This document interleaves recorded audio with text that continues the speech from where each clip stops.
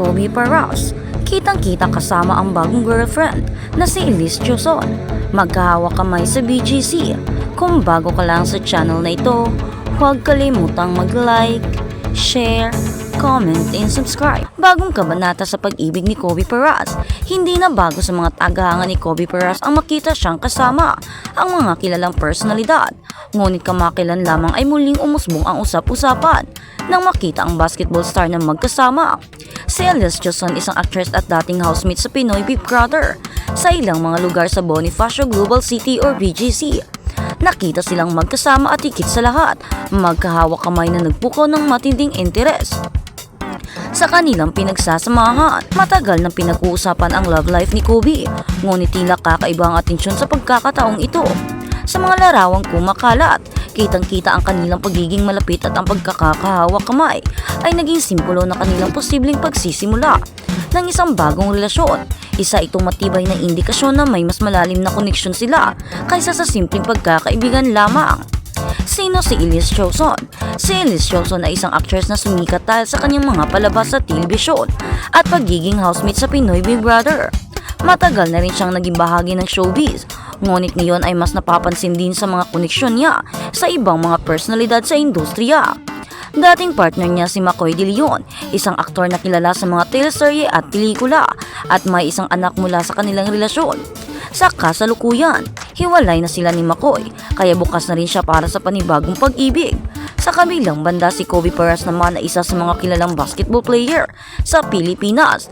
Bukod sa kanyang husay sa sports, madalas din siyang tampok sa mga balita dahil sa kanyang personal na buhay.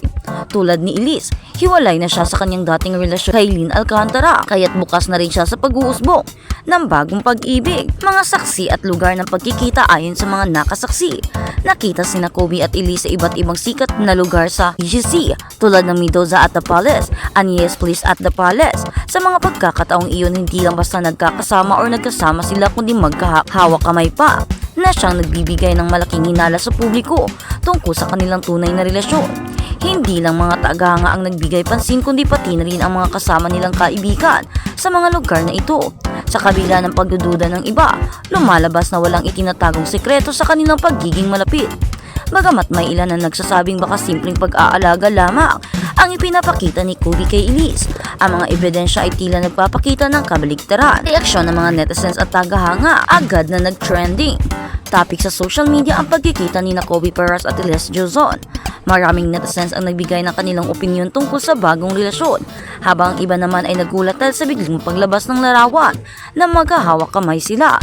May ilan ding nagtatanong kung paano ito makakaapekto sa kanilang mga dating relasyon, ngunit karamihan ay nagbigay ng suporta sa dalawa para sa kanilang bagong pagsisimula. Sabay nito naging usap-usapan rin kung paano tinanggap ni Elise ang bagong yugto ng buhay ni Kobe, lalo na't pareho silang may kanya-kanyang mga pinagdadaanan at nakaraan. Ang pagtanggap at pag-unawa sa isa't isa ang isa sa mga naging dahilan kung bakit lumalim ang kanilang samahan.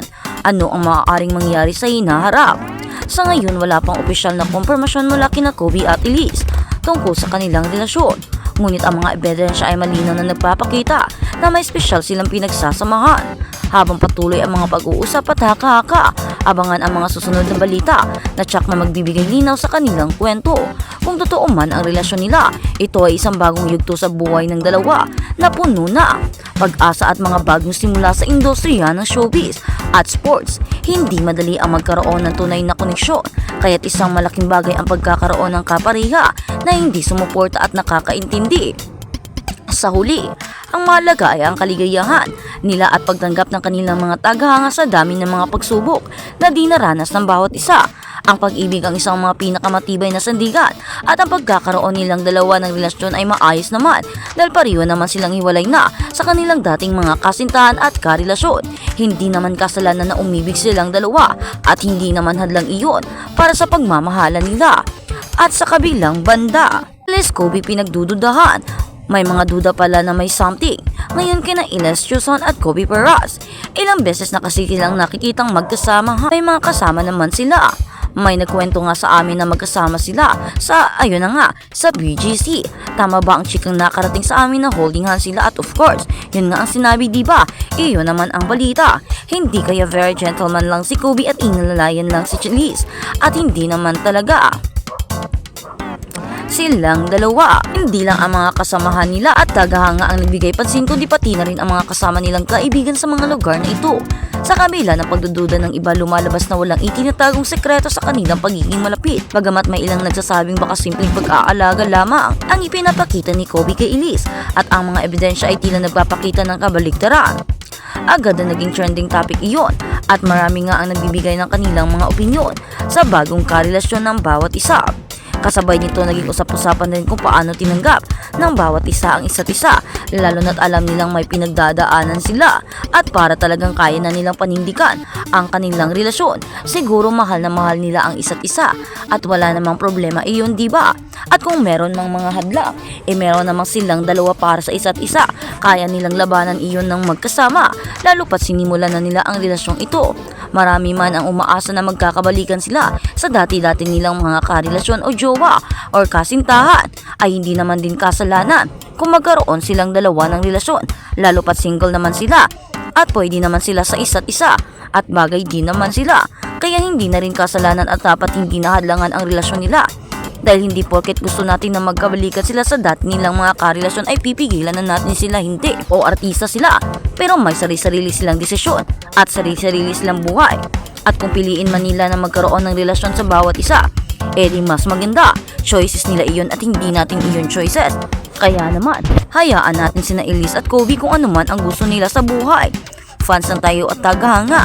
Oo, pinapahalagahan tayo ng ating mga idolo, pero wala tayong karapatan para pigilan sila sa mga bagay na gusto nila, lalo pat kung gusto nilang umibig sa kanilang mga kaibigan or kung ano-ano pa.